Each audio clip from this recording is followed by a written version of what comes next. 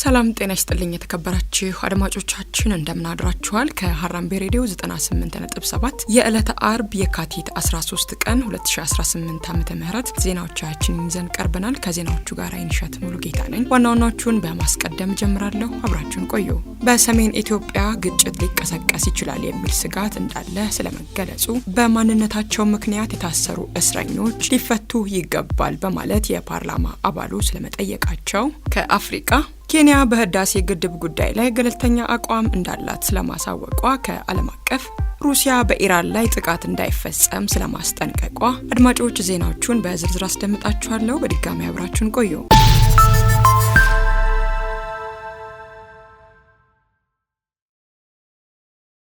በሰሜን ኢትዮጵያ ግጭት ሊቀሰቀስ ይችላል የሚል ስጋት እንዳለ ተገለጸ ዓለም አቀፉ የግጭት ሁኔታዎች አጥኚው ክራይሲስ ግሩፕ በሰሜን ኢትዮጵያ እየተባባሰ የመጣው ውጥረት ወደ ከባድ ግጭት የመመለስ ስጋት እንዳለው ገልጿል ተቋሙ ባወጣው መግለጫ የተለያዩ ምክንያቶች ጦርነቱ እንዲቀሰቀሱ ሊያደርጉ እንደሚችሉ ያስጠነቀቀ ሲሆን ወደ ጦርነቱ ዘው ብሎ ለመግባት ቀላል ቢሆንም ጦርነቱን ለማስቆም ግን በጣም ከባድ ይሆናል ብሏል ተቋሙ አክሎም በሰሜን ኢትዮጵያ የሚኖረው ግጭት በሱዳን ካለው ግጭት ጋር ተደራርቦ ሀያላን የውጭ ተዋንያንን እንደሚሰበስብና ተለዋዋጭ የሆነው የቀይ ባህር ቀጠናን እንደሚያወክም አስጠንቅቋል በመሆኑም የአፍሪካ ሀገራትና ዓለም አቀፍ አጋራት የዲፕሎማሲ ስራቸውን እንዲጨምሩ የኢትዮጵያ መንግስትና ህወሓትን እንዲያሸማግሉም ጠይቋል የኢትዮጵያ የባህር በር የማግኘት ፍላጎትና በኤርትራ ሉዓላዊነት ላይ ጥቃት የመሰንዘር ስጋትን ጨምሮ በሁለቱም በኩል ያሉ ወገኖች ቁርሾችን እንዲፈቱም ጥሪ አቅርቧል ይህ በእንዲህ እንዳለም የድንበር አካባቢ ነዋሪዎችም በሰሜኑ ክፍል ጦርነት ሊቀሰቅሱ ይችላሉ የሚል ስጋት እንዳላቸውም ቢቢሲ በዘገባው አመላክቷል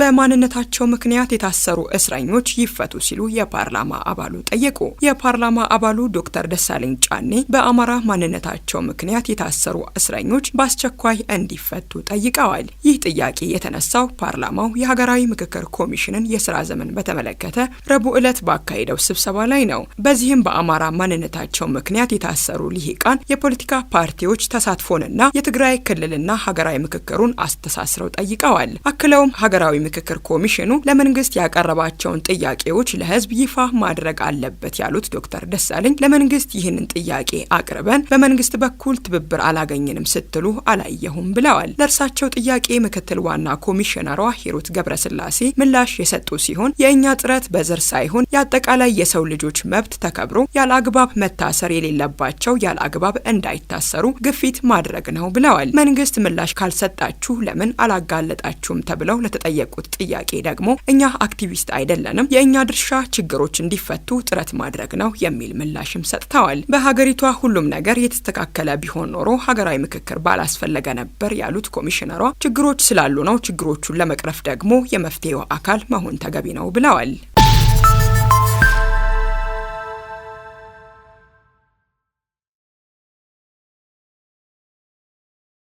ቦርዱ በእናት ፓርቲ አመራሮች መካከል ተፈጥሯል ያለው አለመግባባት መፈታቱን ገለጸ የኢትዮጵያ ብሔራዊ ምርጫ ቦርድ በእናት ፓርቲ አመራሮች መካከል ተፈጥሮ ነበር ያለውን አለመግባባት መርምሮ ማጠናቀቁንና ፓርቲው ያደረገውን የአመራር ሽግሽግ እንዲሁም ከሌሎች ፓርቲዎች ጋር ለመቀናጀት ያስተላለፈውን ውሳኔ መቀበሉን አስታውቋል ቦርዱ ባወጣው ይፋዊ ደብዳቤ እንዳመላከተው ፓርቲው ኢሃፓን ጨምሮ ቅንጅት ከመሰረቱት 5 ፓርቲዎች ጋር ለመስራት የወሰነው ውሳኔ በህግ አግባብ ተቀባይነት አግኝቷል ብሏል ከዚህ ቀደም በፓርቲው አመራሮች መካከል በነበረው አለመግባባት ሳቢያ ቦርዱ በአዋጅ በተሰጠው ስልጣን መሰረት ገለልተኛ የባለሙያዎች ጉባኤ አቋቁሞ መፍትሄ ሲፈልግ መቆየቱን ገልጿል በዚህም ሂደት በሞት በስንብትና በሌሎች ምክንያቶች ክፍት የነበሩ የላይኛው ምክር ቤት ቦታዎች በአዲስ አባላት እንዲተኩ መደረጋቸውም ተነግሯል በአዲሱ የአመራር ድልድል መሰረትም አቶ ጌትነት ወርቁ ወይዘሮ ጥሩ ማራባትን በመተካት የፓርቲው ምክትል ፕሬዝዳንት ሆነው የተሾሙ ሲሆን ዶክተር አሰፋ አዳነ ደግሞ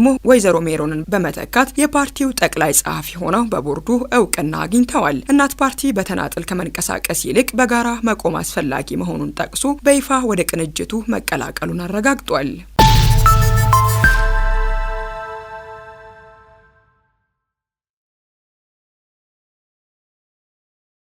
ፕሬዝዳንቱ ቀጣይ ሳምንት ወደ ኢትዮጵያ እንደሚመጡ ተሰማ። የእስራኤል ፕሬዝዳንት ይስሐቅ ሄርዞግ በሚቀጥለው ሳምንት በኢትዮጵያ የአንድ ቀን የስራ ጉብኝት እንደሚያደርጉ አንድ የሀገሪቱ ባለስልጣን ለታይምስ ኦፍ እስራኤል አስታውቋል። ፕሬዝዳንቱ በቆይታቸው ከጠቅላይ ሚኒስትር አብይ አህመድ እና ከሌሎች ከፍተኛ ባለስልጣናት ጋር እንደሚወያዩም ተገልጿል። ጉብኝቱ እስራኤል ከአፍሪካ ሀገራት ጋር ያላትን ግንኙነት ለማስፋት የምታደርገው ጥረት አካል መሆኑን የዜና ምንጩ በዘገባው አመላክቷል። የእስራኤል ፕሬዝዳንት ወደ ኢትዮጵያ እንደሚመጡ የተሰማው የቱርኩ ፕሬዝዳንት በአዲስ አበባ ባደረጉት ይፋዊ የስራ ጉብኝት እስራኤል ለሶማሌላንድ የሰጠችው የሀገርነት እውቅናን መተቸታቸውን ተከትሎ ስለመሆኑም ተመላክቷል። ሶማሌላንድ በበኩሏ የኤርዶጋንን ንግግር በመቃወም ባወጣችው መግለጫ አሁን ለኢትዮጵያ ሁለት እድል የቀረበላት ይመስላል፣ መንግስት ከእስራኤልና ከቱርክ አንዳቸውን የሚመርጥበት ወሳኝ ሰዓት ነው ማለቷ ይታወሳል።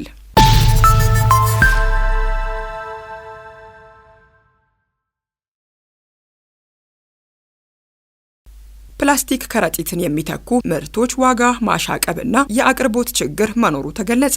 ጥቅም ላይ እንዳይውሉ የተከለከሉ የፕላስቲክ ከረጢቶችን የሚተኩ ምርቶች በገበያው ውስጥ በበቂ ሁኔታ የሉም ተብሏል። ይህ የተገለጸው የአዲስ አበባ ከተማ አስተዳደር አካባቢ ጥበቃ ባለስልጣን የካቲት 10 ቀን 2018 ከፕላስቲክ ምርት አምራቾች ጋር ውይይት ባደረገበት ወቅት ነው። ለውይይት የሚሆን መነሻ ጽሑፍ ያቀረቡት የባለስልጣኑ የአካባቢ ሕግ ተከባሪነት ዳይሬክተር አቶ ለሜሳ ጉደታ በአዲስ አበባ የተተኪ ምርቶች ተደራሽነት አነስተኛ መሆኑ በሚፈለገው መጠን እየተመረቱ እንዳልሆነና የፕላስቲክ ከረጢትን ሊተካ የሚችል መጠን አለመኖሩን ገልጸዋል። ዳይሬክተሩ አነስተኛ መጠን ያለው የወረቀት ከረጢት በከፍተኛ ዋጋ እየተሸጠ መሆኑን ገልጸው በተመሳሳይ የወረቀት ከረጢት ላይ ትርፍ ለማግኘት የሚደረግ ሙከራ መኖሩን የሚያመላክቱ መረጃዎች ስለመኖራቸው ጠቁመዋል። ለአብነትም 10 ብር የሚሸጥ 4 ዳቦ የሚይዝ ከረጢት በ35 ብር የመሸጥ ሁኔታ መኖሩን በአካል ተመልክቻለሁ ያሉት አቶ ለሜሳ ይህም ከዳቦ እኩል በሚያወጣ ዋጋ እየተሸጠ ነው በማለት አስረድተዋል።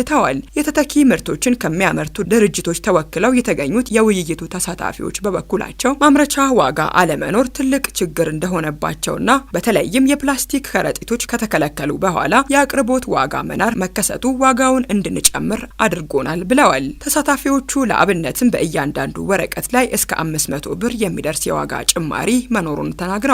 ዘገባው የሪፖርተር ነው።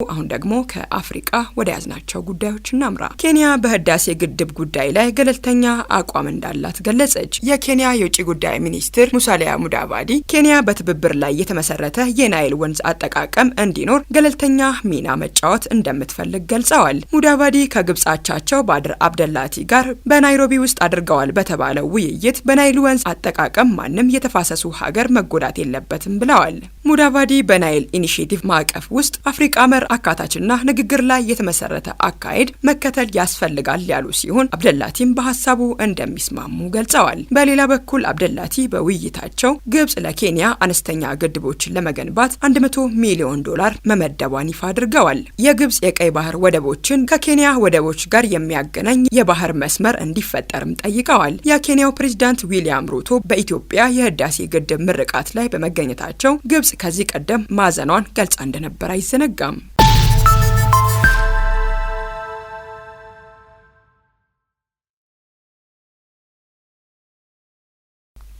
በናይጄሪያ የማዕድን ፍንዳታ የ37 ሰዎች ህይወት ማለፉ ተሰማ።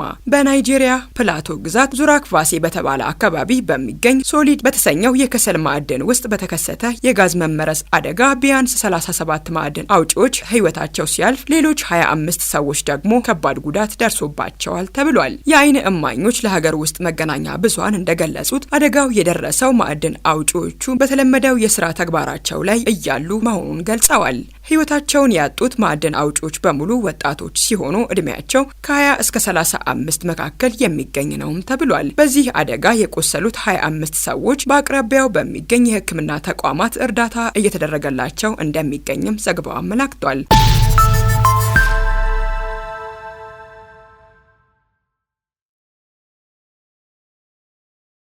ሩሲያ በኢራን ላይ ጥቃት እንዳይፈጸም አስጠነቀቀች። የሩሲያ ውጭ ጉዳይ ሚኒስትር ሰርጌይ ላቭሮቭ አሜሪካ ኢራን ላይ ጥቃት ከፈጸመች መዘዙ አስከፊ ስለሚሆን ከወታደራዊ እርምጃ ተቆጥባ ኢራን ኒኩለርን ለሰላማዊ ዓላማ የምትጠቀምበትን መንገድ እንድትመርጥ አሳስበዋል። አሜሪካ በቀጣይ ቀናት በኢራን ላይ ወታደራዊ እርምጃ ትወስዳለች የሚል ስጋት እያየለ በመጣበት በአሁኑ ጊዜ ፖላንድ በኢራን ውስጥ ያሉ ዜጎቿ በአስቸኳይ ለቀው እንዲወጡ በጠቅላይ ሚኒስትሯ በኩል አዛለች። የውጭ ጉዳይ ሚኒስትሩ ይህንን የተናገሩት ኢራን በአሜሪካ ስዊዘርላንድ ድርድር ካደረጉ በኋላ ከሳውዲው አልአረቢያን ቴሌቪዥን ጋር ባደረጉት ቃለ ምልልስ ነው። በኢራን ላይ የሚፈጸም ጥቃት ጥሩ ውጤት አያስገኝም። ቀደም ሲል በዓለም አቀፉ የአቶሚክ ኢነርጂ ኤጀንሲ ቁጥጥር ስር ባሉ የኢራን የኒኩለር ተቋማት ላይ ጥቃት ተፈጽሟል።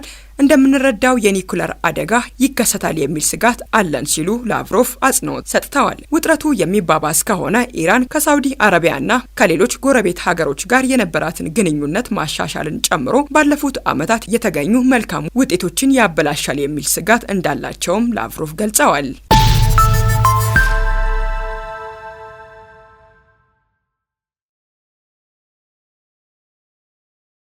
የቀድሞው የደቡብ ኮሪያ ፕሬዝዳንት የዕድሜ ልክ እስር ተፈረደባቸው። የቀድሞው የደቡብ ኮሪያ ፕሬዝዳንት መንግስት ላይ አመጽ በማስነሳት ወንጀል ጥፋተኛ ሆነው በመገኘታቸው የዕድሜ ልክ እስር ተፈርዶባቸዋል። የደቡብ ኮሪያው ፍርድ ቤት የቀድሞ ፕሬዝዳንት በአውሮፓውያኑ በታህሳስ 2024 በሀገሪቱ ላይ ወታደራዊ አመራር ለመጫን ያደረጉት ሙከራ መክሸፉን ተከትሎ ክስ ተመስርቶባቸዋል። የሀገሪቱ ፍርድ ቤት ትናንት በሰጠው ውሳኔ ሱኪዩል መንግስት ላይ አመጽ በማነሳሳት ጥፋተኛ ሆነው በመገኘታቸው የዕድሜ ልክ እስር ተፈርዶባቸዋል ተብሏል። በወቅቱ የመከላከያ ሚኒስትር የነበሩት ኪም ዩንግ ሂዮንም ጥፋተኛ ሆነው በመገኘታቸው የ30 ዓመት እስር ተፈርዶባቸዋል ተብሏል። ዩል ሱክ ዩልን በወቅቱ ተቃዋሚ የነበሩትና አሁን የሀገሪቱ ፕሬዝዳንት የሆኑት ሊ ጃe-myung በቁጥጥር ስር እንዲውሉ ትዕዛዝ ሰጥተው ነበርም ተብሏል። ከዚህ በፊት ዩል ስልጣንን ያለ አግባብ በመጠቀም እንዲሁም ህገ መንግስታዊ ስርዓትን በመጣስ ወንጀሎች ጥፋተኛ ሆነው ተገኝተው እንደነበርም ተመላክቷል። ዩልና ከእርሳቸው ጋር የተፈረደባቸው የፍርድ ቤቱን ውሳኔ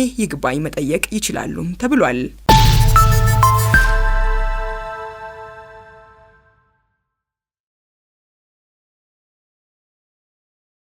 አድማጮች ከሐራምቤ ሬዲዮ 98.7 የሰዓቱ ዜናዎቻችን እስካሁኖቹ ነበሩ። ዋና ዋናዎቹን በማስታወስ አበቃለሁ። በሰሜን ኢትዮጵያ ግጭት ሊቀሰቀስ ይችላል የሚል ስጋት እንዳለ ስለመገለጹ፣ በማንነታቸው ምክንያት የታሰሩ እስረኞች ሊፈቱ ይገባል በማለት የፓርላማ አባሉ ስለመጠየቃቸው፣ ከሀገር ቤት ኬንያ በህዳሴ ግድብ ጉዳይ ላይ ገለልተኛ አቋም እንዳላት ስለማሳወቋ፣ ከአፍሪካ ሩሲያ በኢራን ላይ ጥቃት እንዳይፈጸም ስለማስጠንቀቋ፣ ከዓለም አቀፍ ለሰዓቱ ያጠናቀርናቸው ዜናዎቻችን እስካሁኖቹ ነበሩ። ዜናዎቹን አይንሸት ሙሉጌታ አስደመጥኳችሁ። ቀሪ የጣቢያችን ዝግጅቶች መደመጣቸውን ይቀጥላሉ። በያላችሁበት ሰናይ ቀን ይሁንላችሁ።